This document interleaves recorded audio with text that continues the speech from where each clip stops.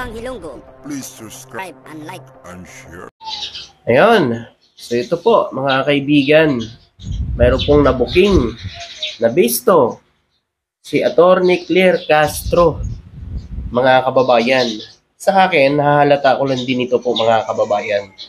Kasi kami, dati, sumasama po kami sa pag-open at pag-bubukas, inaugurasyon, pamibigay ng mga titulo ng lupa ng ating Pangulong Bongbong Marcos. So lahat po yan, marami kaming video. Minsan, nakakalimang video kami, 6. Lahat po yan upload. Alam nyo, sa mga lakad ng ating Pangulo, lalo-lalo na sa mga project at sa mga pagbibigay ng titulo ng lupa, napakarami pong media nakasama. Mas priority pa nga yung mga media Mr. Media kaysa sa mga vlogger Diba? Ngayon mga kababayan, ito nga yung sinasabi ng mga didilis na wala daw umanong nagagawa ang ating Pangulo sa loob ng kanyang 3 taon. Paano? Yung iba kasi siyempre nanonood pa sa TV. Diba? Nanonood pa ng balita.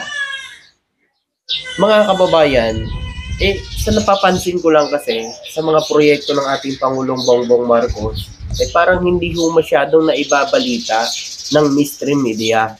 Parang mas binabalita pa nga nila yung mga krimen, yan lagi. Pero yung mga project ng ating Pangulo, hindi ho masyado napapublish, hindi masyado nakikita. Diba? Katulad na lang yung solar power irrigation, yung solar pump, nakaka-turnover lang noong May 5. At saka yung itong bukas center ng ating Pangulo, mahigit 1 taon na pala ito na gumagana. Mga kababayan, hindi din po alam ito ng mga kababayan natin. O ito, pakinggan po natin muna si Attorney Claire Castro sa paliwanag niya dito. Kasi binuking niya ang mainstream media Ito, pakinggan natin. Nakita ko pong parang tema dun sa kanyang podcast. It seems to me na merong communication problem yung Marcos administration. Kasi galing na rin mismo rin sa Pangulo, no? Yung mga ginagawa nila hindi rin properly na-communicate. Would you agree na, siguro before kayo pumasok, no? Merong communication problem. Oo. Kasi ilang taon? Almost 3 years halos 3 years. Oo. Okay, ito pa yung isa nakikita ko. Katulad niya, ina-announce namin yung Bukas Center. Kasi ito yung free talaga to, medical service to, Christian, for all. Oh, ito na yun. Ito na yung sinabi ko kanina na Bukas Center. Ito po, libre po rito ang mga laboratory. No? Pa-check up, libre po dyan, mga kababayan. So, pakinggan po natin yung sinasabi ni Atty. Claire Castro. Diba? Kunyari magpapa-blood test ka, yung diabetic ka, yung mga testing, libre na yan. Pero, ang tingin ko, bakit ba hindi siya nakaka-capture? Masyado. Yun. Hindi siya nakaka-capture. Hindi nababalita sa taong bayan. Hindi alam ng taong bayan yung iba. Diba? Pwera na lang sa YouTube. Sa atin, mga followers ko, alam nila yan na may mga proyekto talagang ganyan ng ating Pangulo. Kasi siyempre, kaming mga vlogger, talagang pinapublic namin ang mga project ng ating Pangulong Bongbong Marcos. Lahat na proyekto yan ng ating Pangulong Bongbong Marcos. Pinapublic natin yan sa YouTube. Paano naman ang umaasa po dito sa TV? Nanonood lang po sa balita. Kung hindi ho napapalabas ng Mr. Media, itong mga project ng ating Pangulo, ay hindi po malalaman ng taong bayan. Kaya nga sinasabi ho ng mga DDS. Pero ang mga DDS kasi mga kababayan, kahit may nakikitang project, pikit pa rin ho yung mga mata niyan. Hindi ho talaga nila ikikredit na merong ginagawa ho ang ating Pangulo. Merong mga project ang ating Pangulo. Tulad na lang po, ang Esplanade 2023 nag-start. Sinasabi nila na credit daw kay Duterte, sa Duterte daw yan nagpagawa. Hindi po ganon. Si First Lady po ang nakaisip niyan. Yung Esplanades na yan. At sinuportahan lang ng ating Pangulong Bongbong Marcos. At siyempre, suporta din yan ng mga mayayaman negosyante. Pera ng mga mayayaman negosyante ang ginastos yan. Hindi po. Nung panahon ni Duterte, hindi po ganyan yung plano nila. Research nyo sa Google. Malalaman nyo doon. Ito, pakinggan ba natin? Nakaka-capture ba siya ng mainstream? Kasi sa totoo lang, nung binalita lang yan sa akin at sinabi namin sa good news namin, noon ko lang nalaman, pero 1 year na pala siya na umaandar. There are already 51 bukas centers nationwide. Oh, biruin nyo, 51 bukas center nationwide, buong Pilipinas po. Pero 1 taon na po siya naka-open. Oh, 1 taon na, pero hindi ho alam ng mga kababayan natin. Hindi rin po alam ng mga DDS. O alam man nila, pero wala, outside na tayo sa mga DDS, wala naman tayong mapapala dyan. Kasi siyempre, pag good news, ayaw nila yan. Galit na galit yan sila. Tuloy natin. At marami nang nakikinabang na kapwa natin Pilipino kasi libre.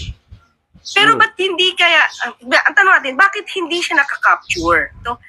Pero makikita mo yan sa PTV or sa RTVM, sa Radyo Pilipinas, na-announce yan. Yes, totoo. Yan lang po ang nakikita kong ina-announce. PTV, Radyo Pilipinas, RTVM. Yan po ang 3 na yan. Pakinggan pa natin sinasabi na Atty. Claire Castro. Kaya state-owned ito eh.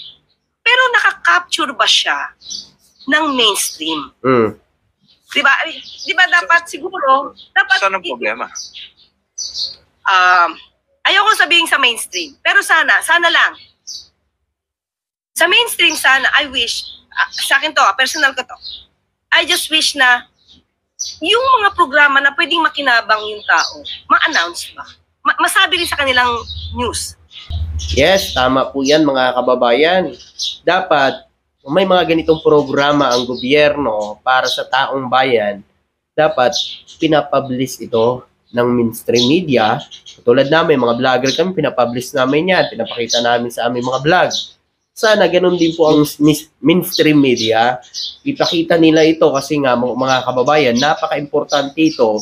Katulad na lang po, itong bukas center na 50 plus nationwide na 1 taon na pala na nag-ooperate na hindi alam ng iba nating kababayan.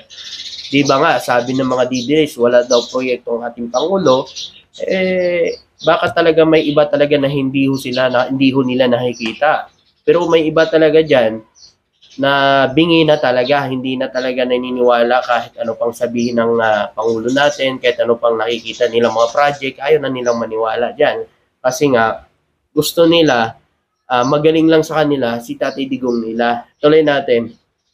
Yung in-news nila yung nakikita sa CCTV, na nagbabasagan ng salamin ng bintana ng kotse.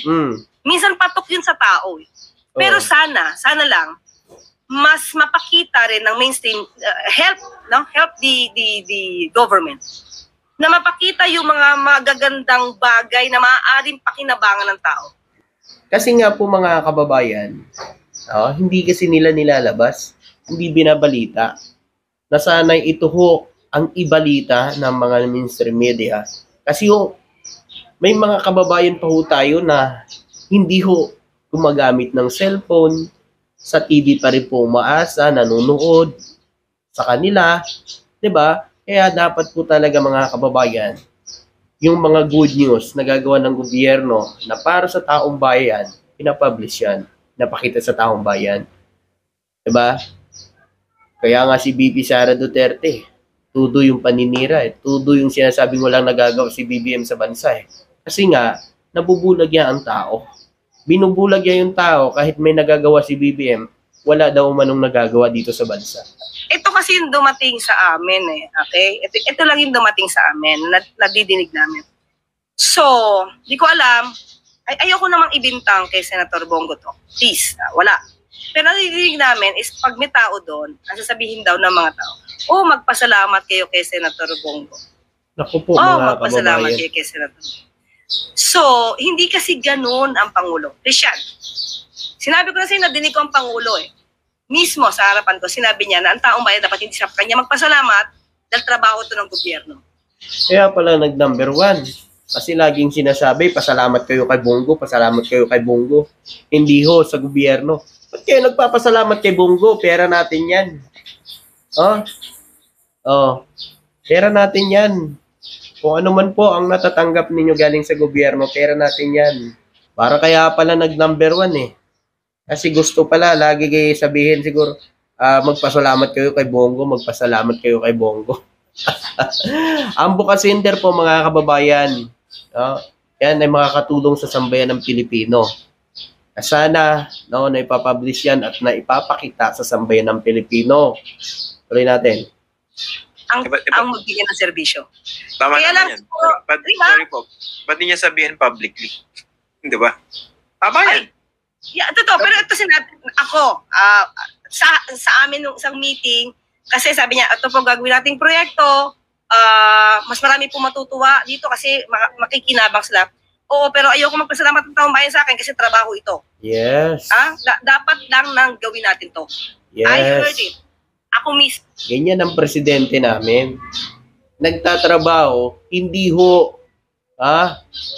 nag-aantay ng kapalit, ng pasalamat. Trabaho yan.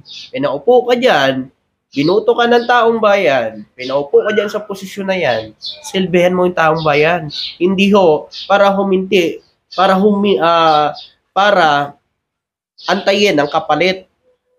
Ang kapalit na thank you o pasasalamat. Hindi ganon. Dapat nga ikaw pa magpasalamat dahil nakapunta sila sa ipinagawa mong proyekto. Ano ba yan? Kaya pala nag-number 1 eh. Kasi laging sinasabi, salamat, salamat. Naku po mga kababayan, magpasalamat kayo kay Bongo. Naku po mga kababayan. So yun po, kayo, ano pong masasabi nyo sa lahat nating mga kababayan? Sa akin, sa nakikita ko lang din, mga kababayan, parang hindi nga talaga napapublish. Hindi na babalita ng maayos sa mystery media itong mga proyekto ng ating Pangulo. Diba? Mas madalas pa po natin napapanood ang mga pinapalabas nilang away, bugbugan, diba? At saka isa na ho rito din ang nakikita ko lang na naglalabas, ETV, RTBM, Radyo Pilipinas. Yan lang po. Kaya sa mga kababayan natin, kung gusto nyo po manood na talagang makikita nyo ang mga proyekto ng ating gobyerno, PTV, RTBM, at saka Radyo Pilipinas. Maraming salamat.